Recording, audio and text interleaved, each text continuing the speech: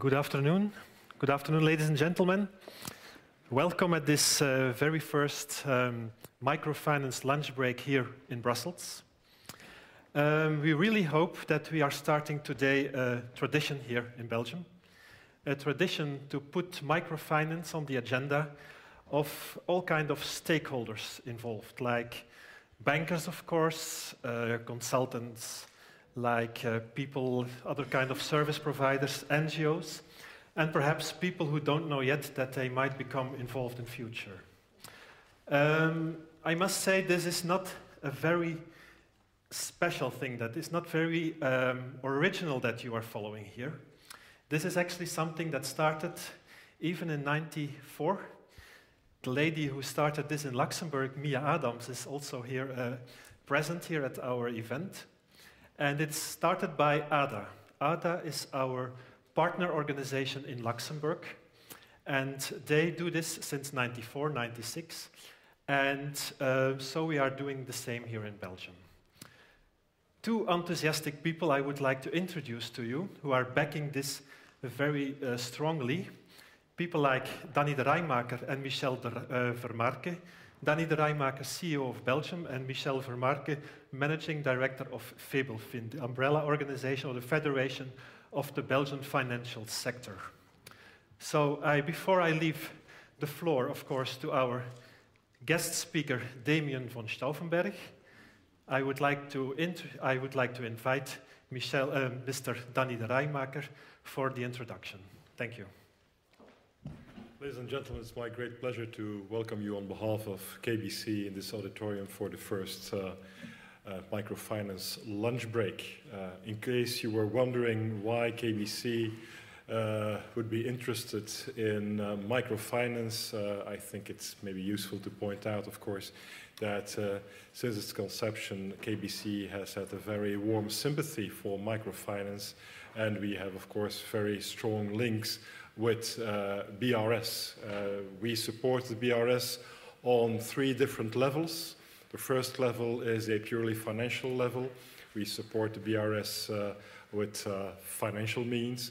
The second level is we support the BRS as of last year through a decision of our executive committee. The BRS can hire a limited number of people to enhance its operational structures, and those people will remain on the payroll of KBC. And finally, there's a third level, and that is the most important level, and that is the level of volunteers. KBC provides BRS with ample numbers of volunteers, both from their existing staff and from their retirees, and they devote part of their holidays and part of their free time to fieldwork for the BRS. And I believe this is the most important contribution that KBC can make to the BRS, because there we offer the very deep knowledge of banking and insurance on the field to the BRS and the projects the BRS is involved in. I think this lunch break initiative is a very timely one because, of course, the financial crisis and the following economic crisis is affecting all of us, including the sector of microfinance. And I think it's a good opportunity to start a reflection on the issues that the current economic and financial situation confronts us with. And I'm sure that just as high street banks ought to reflect about their strategy, about their position, and about a lot of issues due to this current situation. The same goes for microfinance institutes. And I'm sure that a number of the issues will be addressed here today. But of course, the range of issues is so huge that we would probably need a full two-day seminar to address them all.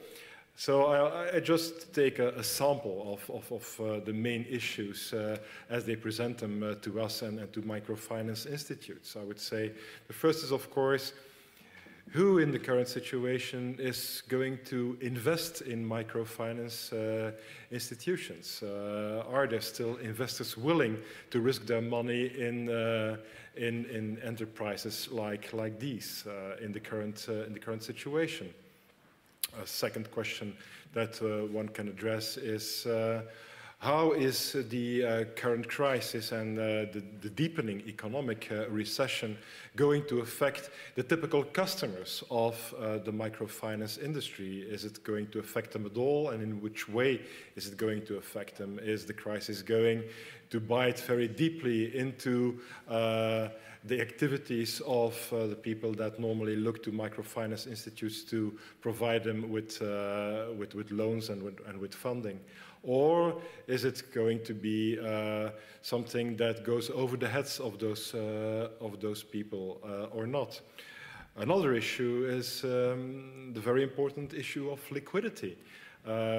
Big banks are scrambling for liquidity today, and the question is how are microfinance institutes going to tackle that issue? And is a better handling of deposit taking going to become more and more important to microfinance institutes in order that they can fulfill their role as providers of loans to customers can still be continued and can be fulfilled?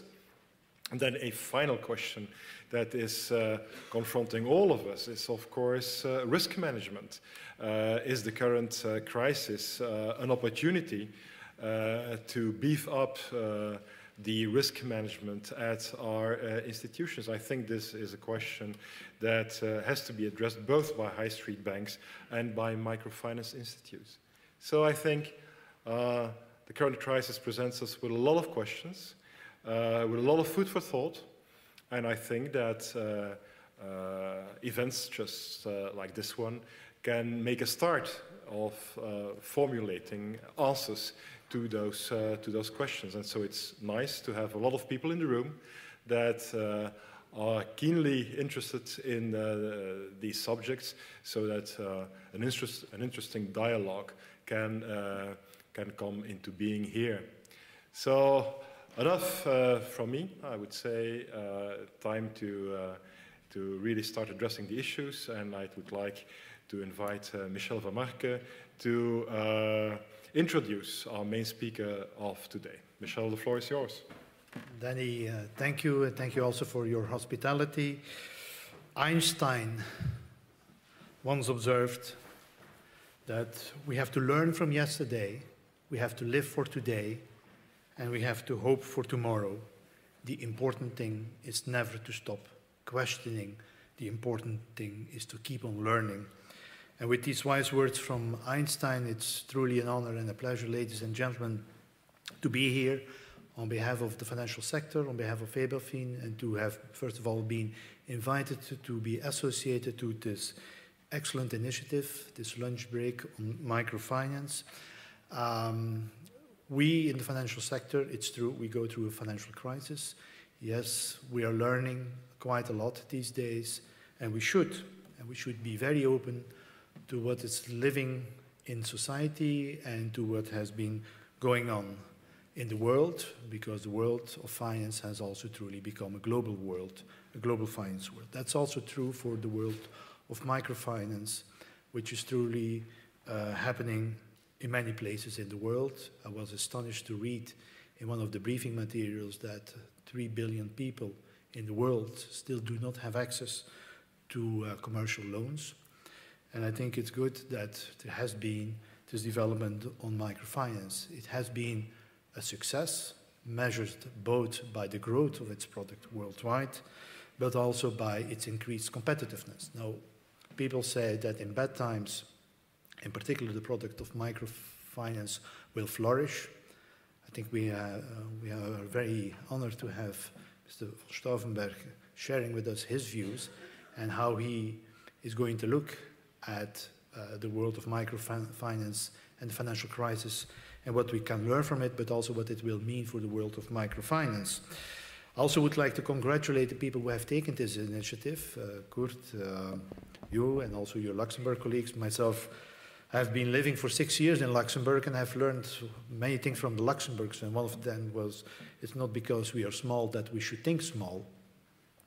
And this again demonstrates that one can take great initiatives. Mr. Von Stauffenberg, you have been the founder of MicroRate, the first rating agency for the world of microfinance. So I hope today we will also maybe learn some things about what changes you can bring to the world of the rating agencies. You have been conducting already over 400 different projects in terms of rating for institutions in Latin America, Africa, and in Europe. You have also been working for 25 years in Washington with the IFC and the World Bank. As a former Washingtonian, I have been working around 18th and I Street, but that was for a law firm. I think you are very well placed to share with us your views. You have not only been involved in the world of microfinance and the rating agencies, but you have played also pioneering roles in connecting microfinance to the capital markets. You have been president of Seed Capital Development Fund, chairman of the investment committee of ProFund, chairman of the executive committee of Microvest, and you're a member of the executive committee of the Latin American Challenge Investment Fund. I think, Mr. Von Stauffenberg, we are very honored to have you here as our guest speaker for this lunch. The floor is yours. Thank you, Mr. Vermaerke, for this very kind introduction. I must say I paled a little bit when you mentioned Einstein. I thought, wow, the standards are really high here. But then you said something that I think I'll seize on, which was just because you're small, you don't have to think small. And I think that could very well be the motto of microfinance. Microfinance is still small. We're fashionable, we're getting a lot of attention, and over all of this attention, most people forget just how small microfinance is, not just the loans themselves, the whole sector. Compared to a serious financial institution like this bank, I wouldn't be surprised if all of microfinance is smaller than the assets of this bank taken together. I haven't checked my numbers, but just let's keep our proportion. However, let's not think small, because as you also said, there are probably billions of people, nobody really knows, but there may well be 1 billion, 800 million, 1.5 billion of people who do not have access to credit right now, and not only do not have access, but could benefit from microfinance, could better their lives with microfinance. Well, we've got a huge task. In 25 minutes, explain microfinance, and analyze the crisis and tell you what to do and not to do in response to it. So we better start with it. I wanted to briefly set the scene in the sense that you get a feeling what's going on in microfinance. The big thing about microfinance is, of course, it's been growing like crazy. I'm taking out my notes because these are the only numbers I'm going to bother you with, and I'm bad at numbers, so I have to look at papers to remember them. But microfinance, my firm, MicroRate, we have rated since 1996. So we've seen them really from where most of the institutions were tiny. By now, some of them are, I mean, the first Latin American microfinance institution just passed the 1 million client mark. So they're no longer really small. Of course, you all have read about Grameen Bank, which has many millions, and there are a few others in Bangladesh and in Indonesia, which are starting to get large. But just to put it into numbers, and we track the institutions we rate, and we have got a universe of 50 to make it simple, and because it's catchy, we call them the microfinance, the MicroRate 50. These are 50 Latin American institutions which we have tracked for many years. They're not particularly chosen because they're good or because they're bad. They're basically chosen because we have access to a long series of years, of numbers for many years. Only 5, I'll give you the numbers between 2002 and 2007. In 2002, these 50 had total assets of just under $600 million. By 2007, the end of 2007, 5 years later, they had increased nearly fivefold. They were at $2.7 billion. By now, they're probably somewhere around 3.5, I would guess, even though, as we'll discuss in a moment, their growth has slowed down. So extraordinary growth. Rule of thumb, microfinance institutions tend to double in size every 2 years. That's been what's been happening through this decade. And that in itself, intuitively, you will immediately sort of feel that in itself is a huge challenge in terms of organization. Just to keep, okay, you can double in size once in 2 years, but then you have to take a breather. But if you then have to again double in the next 2 years, and then again double in the next 2 years after that, sooner or later, it becomes a real management challenge. In that sense, microfinance is somewhat stretched, I would say. You have some institutions that have been better at handling this growth, and others not so good. This is a question of management. But it's clearly, there's some sort of cause for slight concern, not big concern, but some slight concern as the industry goes into the crisis which is developing now. However, quite surprisingly, if you look at the financial structure has basically not changed over those 5 years. You would think that as they grow explosively, they load themselves up with debt, their debt-equity ratio, and excuse the technical term, would increase, meaning the amount of debt proportionate to their own capital, shareholders' capital, would increase, and that hasn't happened. In fact, to the contrary. These 50 have their shareholders' capital, their equity, is equivalent to 30% of their total assets at the end of 2007. So, and the numbers aren't radically different in other parts of the world. Obviously, there's an average. Not all of them have 30% capital. Some have less, but they have a lot more capital in general than commercial banks do. We have really never in our ratings so far seen a so-called debt-equity ratio of 9-to-1, 10-to-1, which would be fairly normal for commercial banks. In microfinance, 3-to-1, 4-to-1.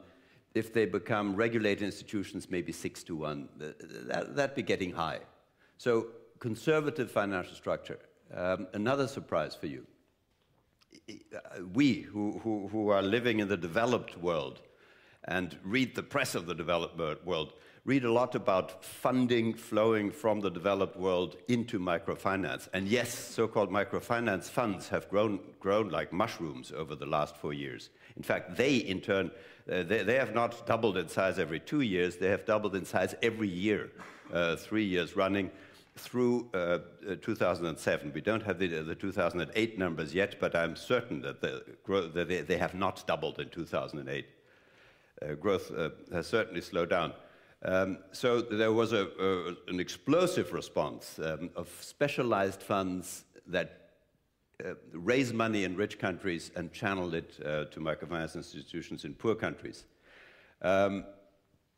which is a good thing, and we're all for it. But nonetheless, foreign funding for these 50 microfinance institutions, which is a reasonably representative sample, made up only about 10% of their total funding.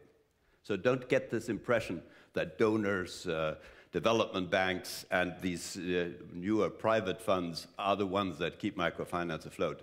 Not at all. They're more kind of at the margin. The single biggest source of funding, as you would guess, are savings. And in Latin American numbers, the savings will be lower than in other parts of the world because Latin American legislation tends to be tough. It sets a rather high hurdle that you must pass before you're allowed to accept savings. Why is that so? I don't really know. I speculate, but let this be off the record. I kind of suspect that too many smart businessmen have too often opened up a savings bank, taken in the deposits of the savers, and then run for Miami or wherever you run when you want to run Monte Carlo maybe. And as a result, really across the board in Latin America, legislation makes it quite tough before you're allowed to mobilize savings. But even in this Latin American sample, 40% of the funding is from savings. Second largest source is local commercial banks. Local commercial banks really throughout the world have discovered microfinance institutions as great clients and are extending loans to them.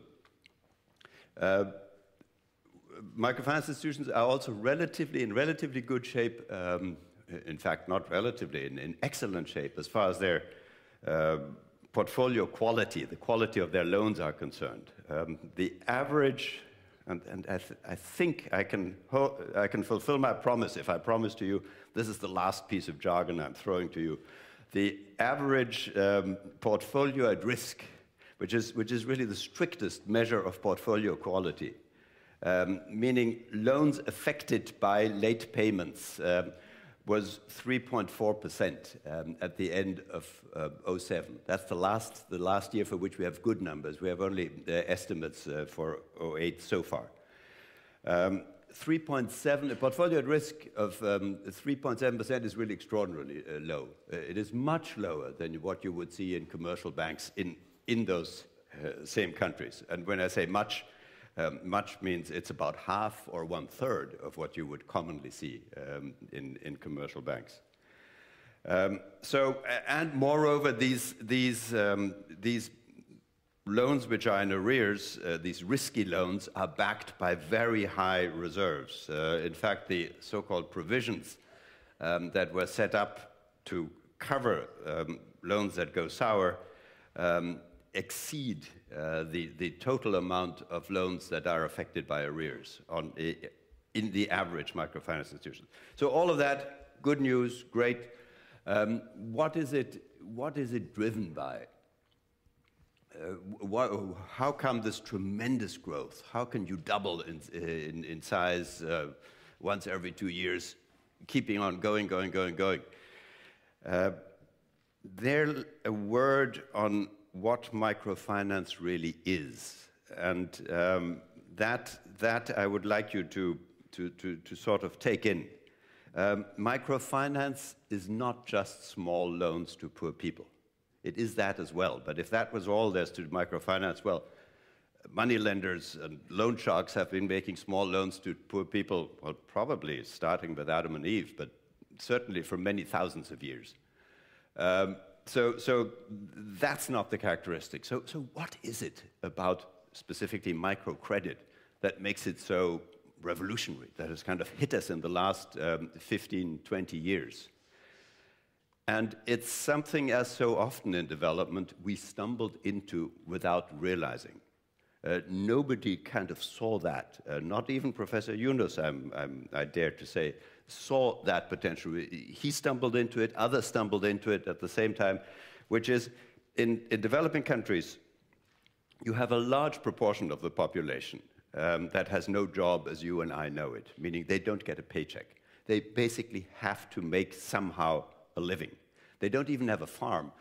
Forget this quaint picture of the little farmer with a small patch of land and a cow, and you give him a few euros or dollars to buy seeds. That's very untypical for microfinance. Microfinance is typically in urban slums. That's really where it's at home. Nothing about cows and fields. It's urban slums, and it's people who don't have a job and who somehow have to manage to survive. And this discovery that microfinance stumbled on is that if you choose the right people and give them a small loan, they'll plow that loan into a productive activity, and they will be able to create an extraordinary value out of this very small loan, extraordinary in size, in proportion to how little money you have given them. And that's kind of the engine that drives microfinance. The key thing here is that loan has to enable somebody to create value.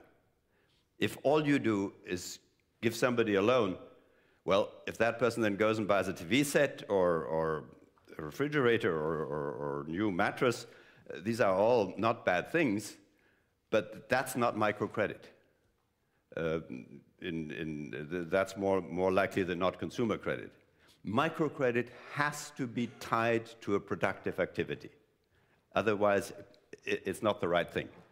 And I'm emphasizing this so much because in what I'm going to say in a moment about the prospects, this characteristic is really the key. As long as microcredit enables people to create value, it will be relatively insulated from all kinds of shocks and troubles. If microcredit was used to increase consumption, not a bad thing in itself, but you don't have to be a banker to know this is a much more risky proposition, and the chances of getting those kind of loans back when things go sour are not as good, to put it mildly. The other thing, so the demand for these kind of loans is huge, and really no surprise that they have fed this kind of growth. The other thing that's fed it was unprecedented liquidity.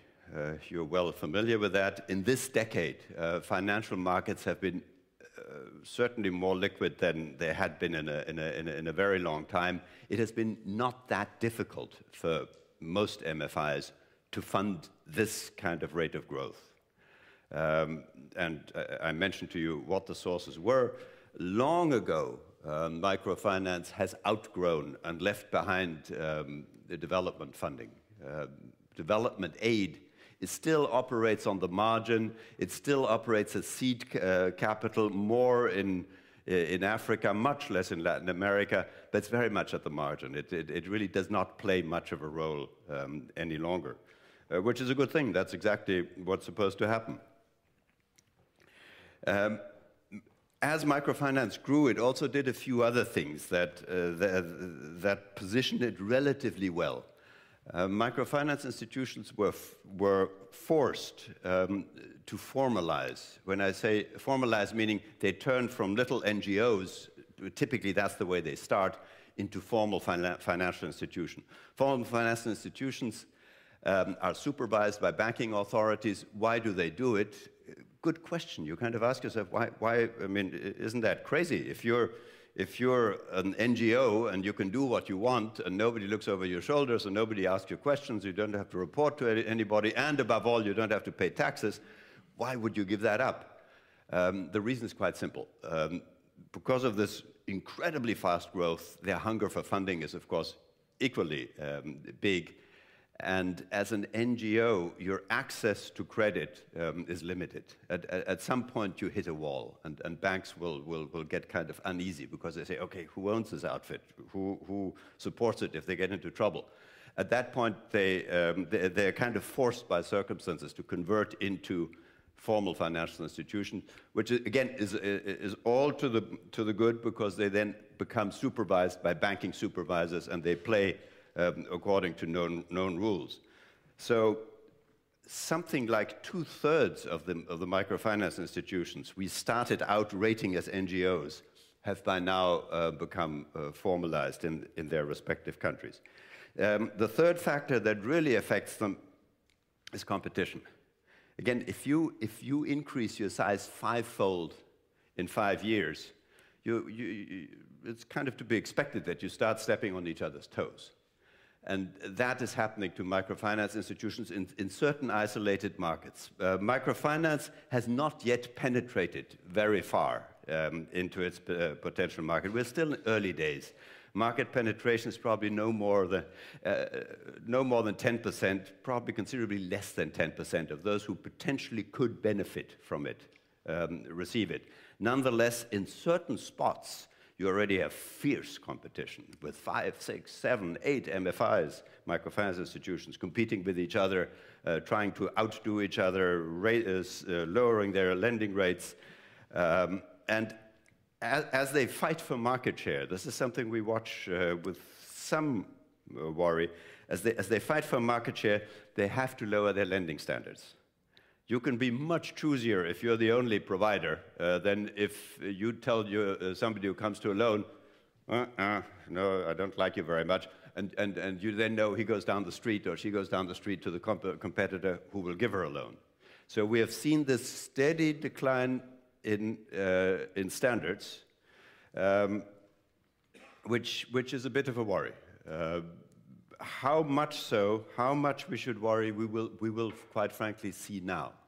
We will see whether in these highly competitive markets, microfinance institutions are indeed more vulnerable than when they're less competitive. Competition is, of course, great for the consumer. The poor benefit. They have a choice of products, the rates come down. For them, it's marvelous. If you look at competition, there's one more sort of thing that I would that I'd worry about, and that is, I was going to say the lowering of the margins, but it's not really, it's not even that. Okay, your margins come down. What it is much more is that microfinance institutions tend to compete not so much by lowering their interest rates if they can possibly avoid it, but by making loans longer and longer and longer. We have seen cases where microfinance institutions will make loans for 2.5 years, which is extraordinarily long for something that's essentially working capital. Microfinance is, in nearly all cases, with very few exceptions, working capital. Working capital you use, I'm speaking to bankers, but for those of you who are not bankers, you use for a few months. A year would be sort of kind of on the high side. To then have a loan that's 1.5 to 2.5 years long, that is worrying. And that we do see in these very competitive markets. Okay, so much about the run-up to the crisis. Now what you have really been waiting for, I presume, is the crisis itself.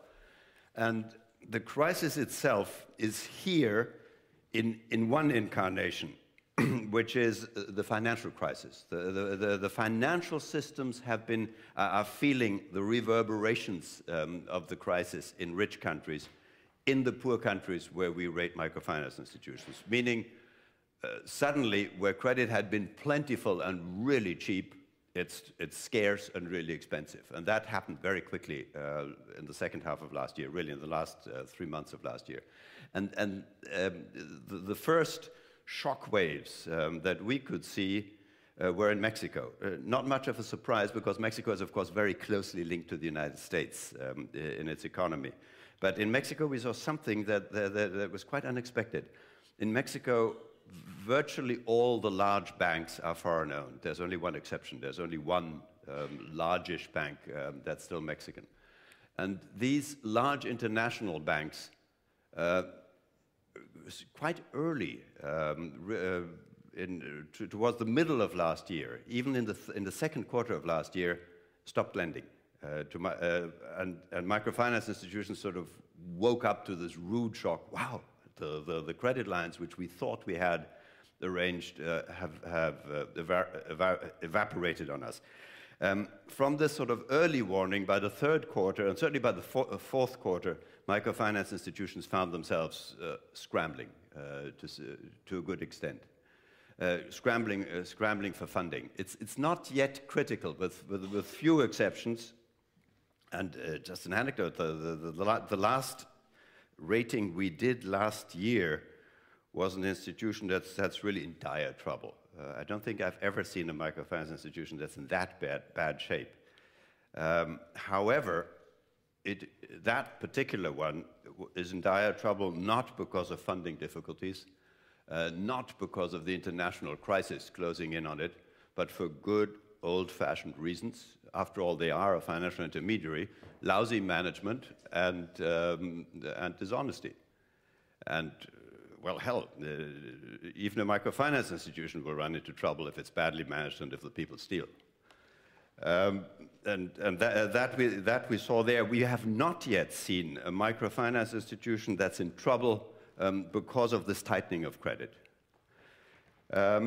In the big question for all of us, to which we do not yet have the answer, is how fast will the financial crisis in developing countries infect the real economy?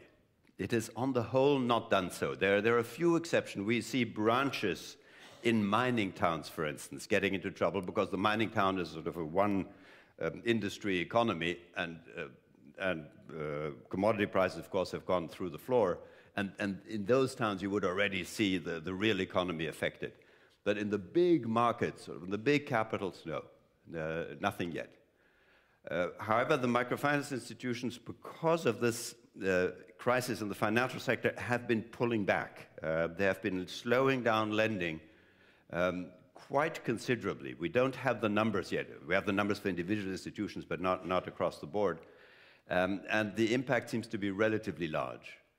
If we had 40% average growth in the past, and annual growth, I would expect it's down to half of that or even less.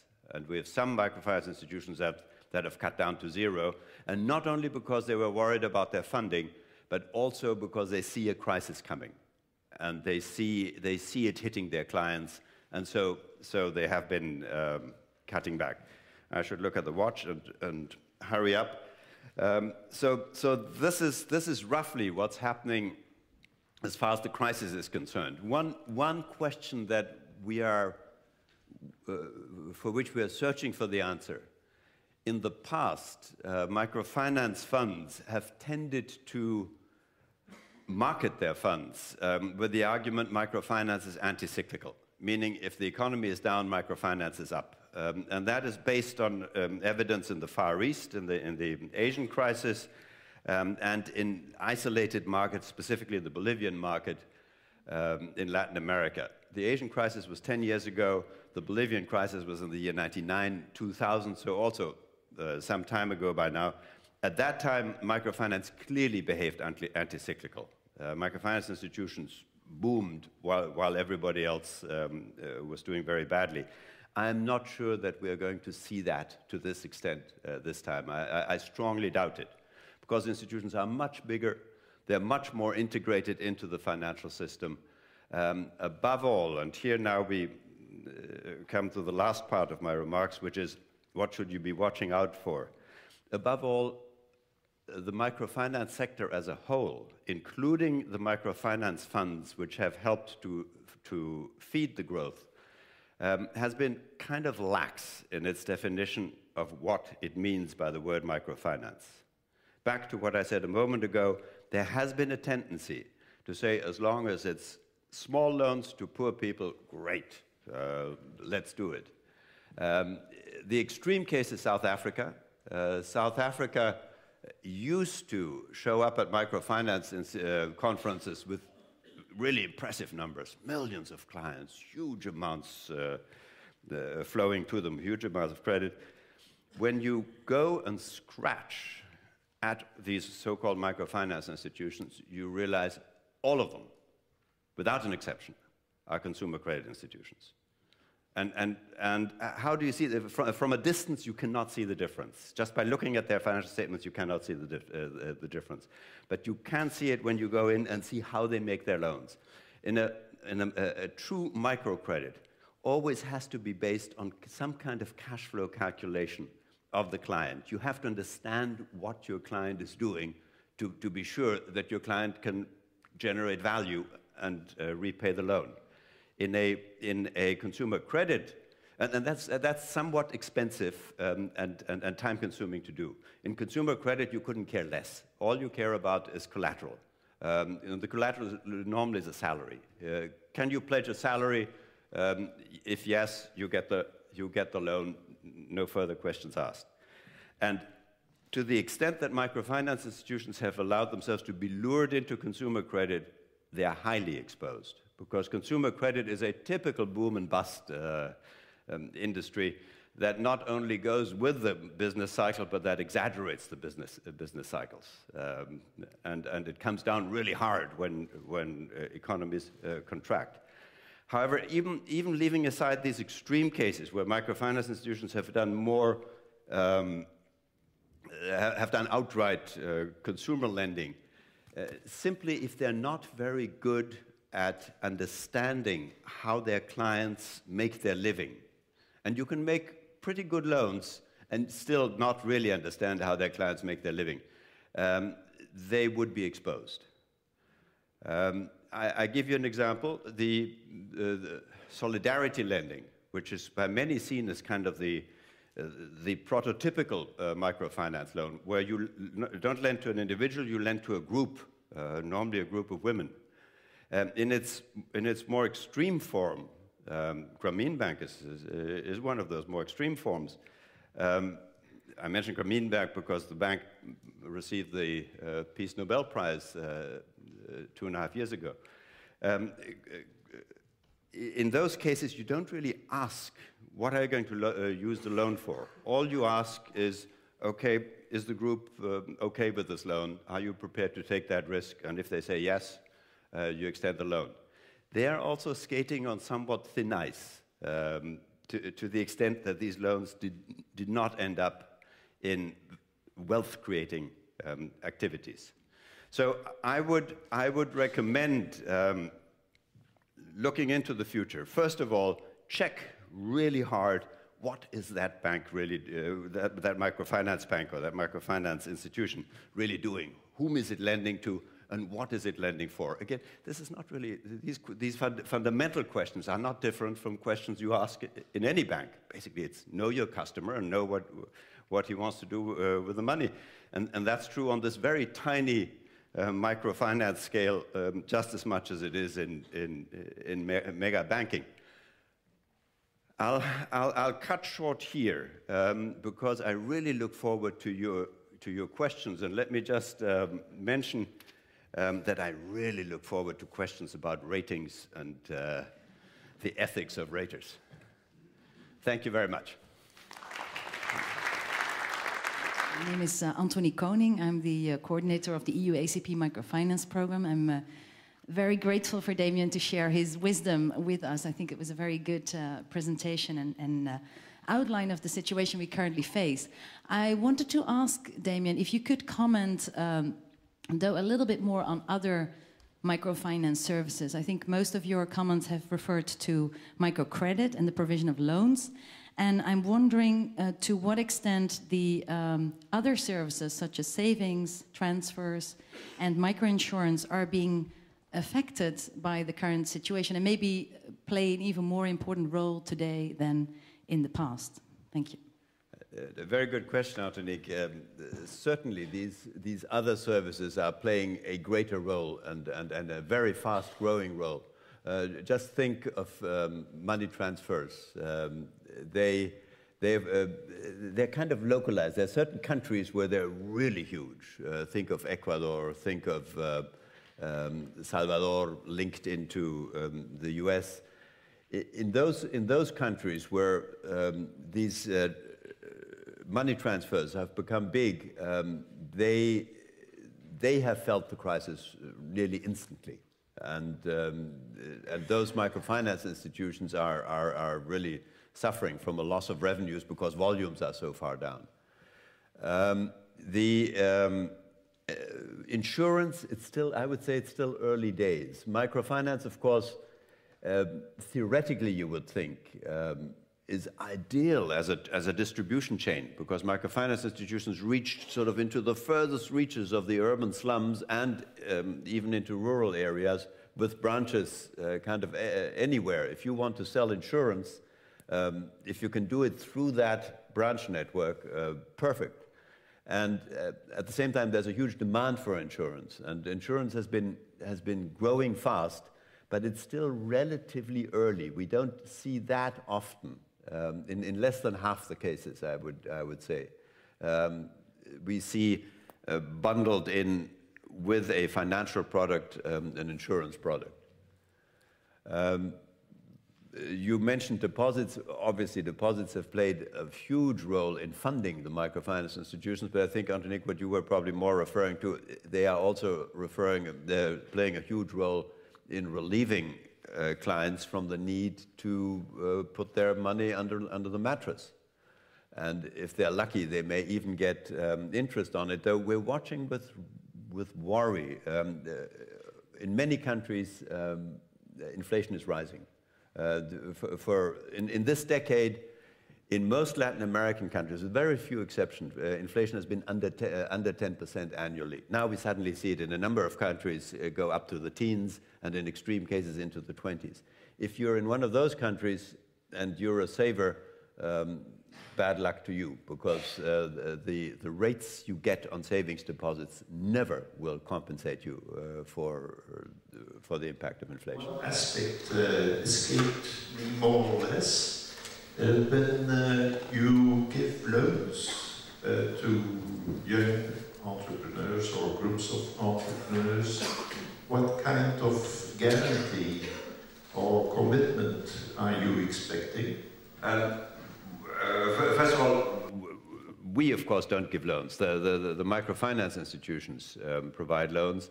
They provide loans to groups. You're referring to the group loans. By the way, group loans are kind of, there's sort of a fairly clear division of labor that's emerging. Group loans come into their own as an entry product for people who are really very poor and who are at the very beginning. So for their first loan, their second loan, their third loan, loans that are around $100, really small loans. There, the group methodology is really appropriate, because these loans are so small that to analyze them the way you need to analyze a microcredit would be proportionately too expensive. You very easily can eat up $50 to analyze a $100 loan or more. So there you simply take the solidarity of the group instead of the analysis.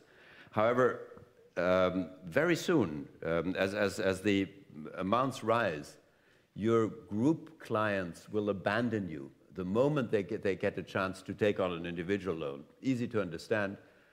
In a group loan, you're on the hook for all the loans of the other people in the group. That's not a very comfortable thing to be. So they'll go to individual loans, and the great majority of microfinance lending, certainly in Latin America, I don't think in South Asia where we don't operate, but certainly in Latin America, the great majority is individual lending. That's kind of the standard. Now, what kind of guarantees do you offer? The microfinance institutions will grab anything they can get, but if it's the kitchen table or the TV set or the sewing machine, they'll say, pledge that. However, they know full well that A, it's very hard to enforce, and B, if it were enforced, it would be a nightmare, because suddenly in their hallway they would have sewing machines and kitchen tables and TV sets. I've seen that happening. And then what do they do with those? So the real guarantees, really, there are two guarantees that really work. One is that for the borrower, this loan is really essential. If that loan fails, meaning if you cannot get access to another one, so dramatic things happen to your standard of living, since these loans make it possible for you to keep your business going. And this is probably the best reason, the best explanation for these very, very punctual payments that we see in microfinance. So that's number one. The other form of guarantee, if you will, is a personal guarantee. And this is by far the most common. Here, Mrs. So-and-so comes in and wants a loan. You tell her, well, very well, okay, I think you qualify for, say, $500. However, I would like you to bring the signatures of 2 people who will back you up in this loan. And these kind of personal guarantees are standard.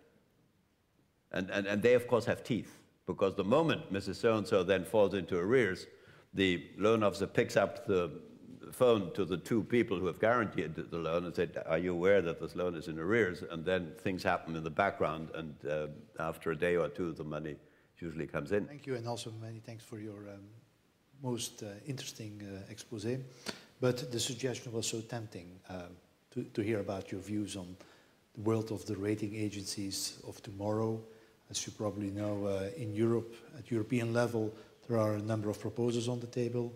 It ranges from regulation whether or not it should be done at European level, oversight, transparency, avoidance of conflict of interest, communication by rating agencies, and also to what extent the rating conclusions or findings should be included in the regulatory review process conducted by supervisors of the financial industry.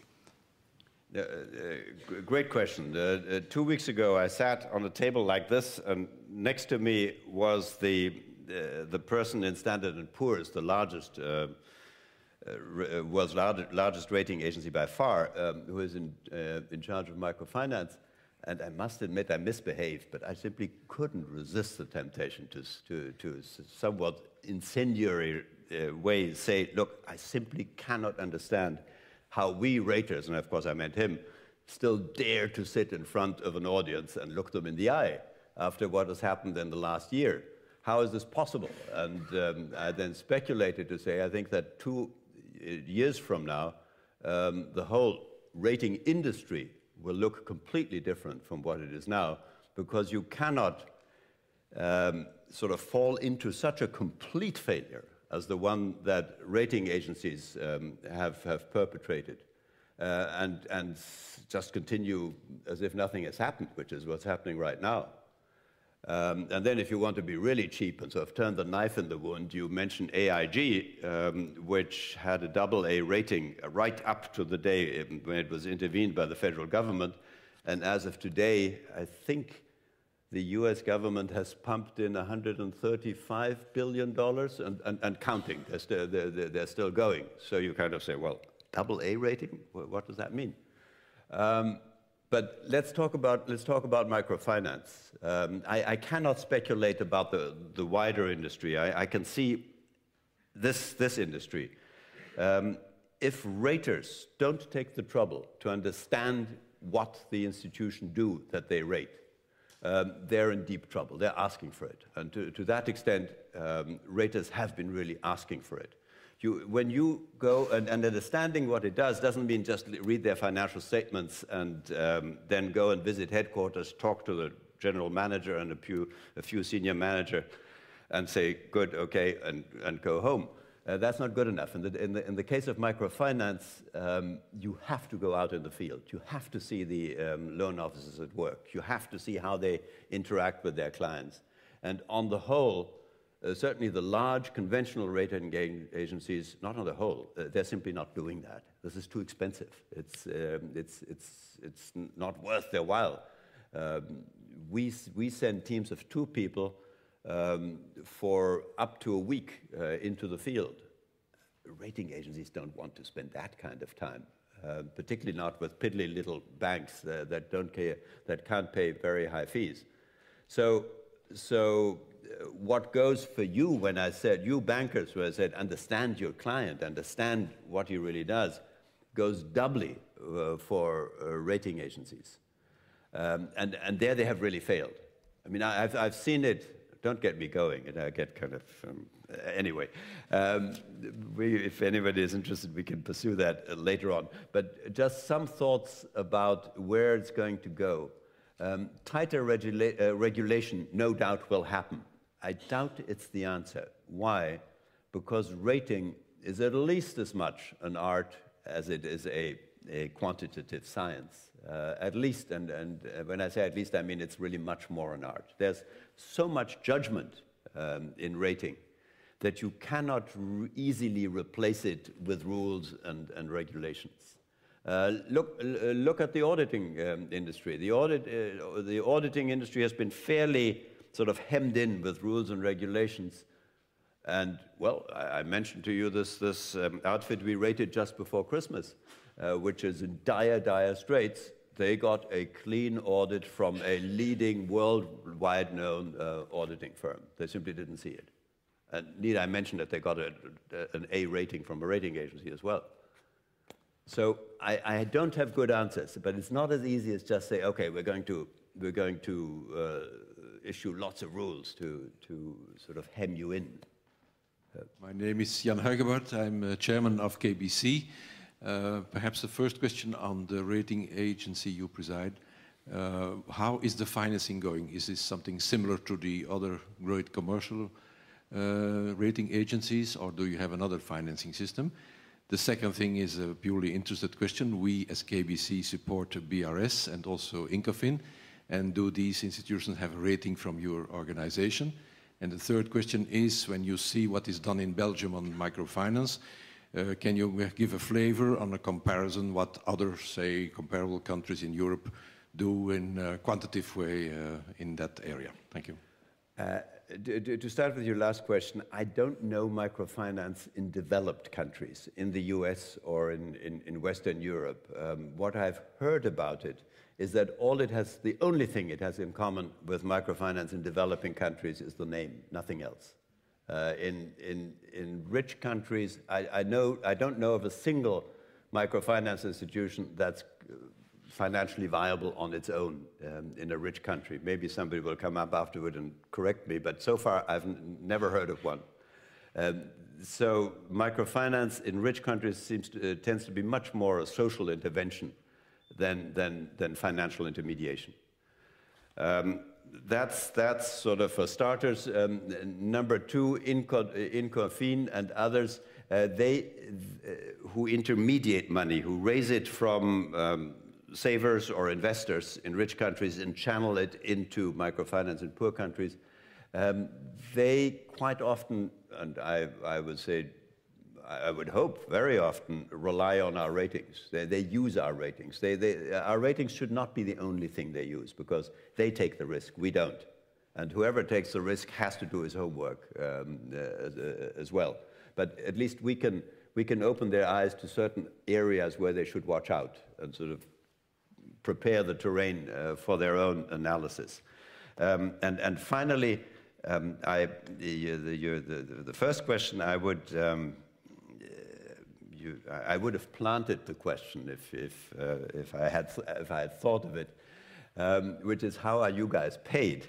And because right behind you, Antonik de Koning represents the EU, and to some extent, in the past at least, a so-called rating fund. Development institutions in their infinite wisdom have seen fit to subsidize ratings. You probably guessed from the way I'm saying this that I'm not altogether happy about these subsidies. Subsidies breed, they distort markets. Subsidies are, in a sense, like poison. Medicines are poison. You have to dose it very, very carefully to do good. Subsidies that are not very carefully used very easily do more harm than good. We are paid by the raters, by the companies which we rate, which is a totally abominable system. And that is the way the rating industry works. Of course, I can give you long speeches about how this does not affect our judgment at all, and how we have carefully erected systems to separate the commercial aspects from the rating aspects. In the end, I would say this is all nonsense. Of course it affects. I mean, if we, I chair the rating committee of our firm. On average, once a week, we have a rater we have to think about, we have to assign a rating to. Particularly if we are faced with the problem of downgrading a company, which happens. You can be sure you have a really mad client on your hands. Just on the way from the airport here, I was the happy recipient of an irate 3-page letter from the head of a microfinance institution we just downrated. If you're worried about having enough clients, well, you're probably going to think twice whether you downgrade them. So the system is certainly imperfect, and I would even say more, it's perverse.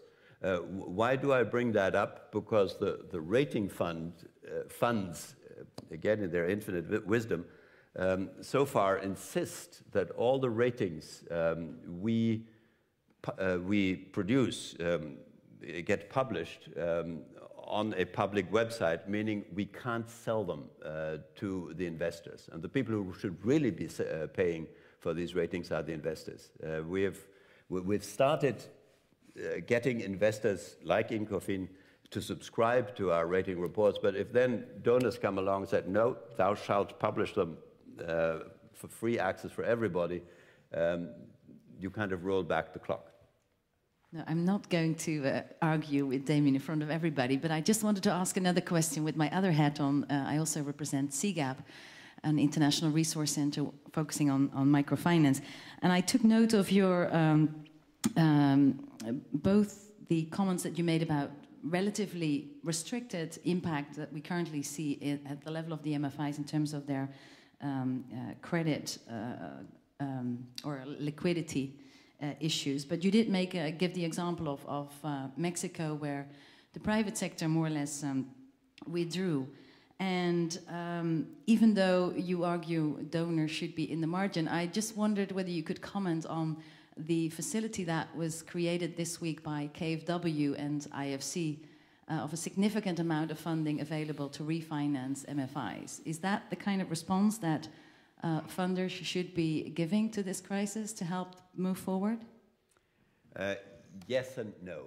Yes, in the sense, this is the prototypical role for a development institution, is to come in if the private sector is no longer able to do it, not yet able to do it, or no longer able to do it for whatever reason. Then development institutions should step in and take up the slack. Why I'm kind of saying a hesitant no as well is, having worked in the World Bank and IFC for 25 years, I'm not so sure how much they will stay in their subsidiary role.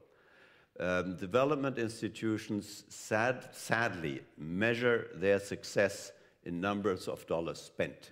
The more millions I pump out, the better I'm doing. And because they really have few other ways of measuring their success, they're not profit-oriented.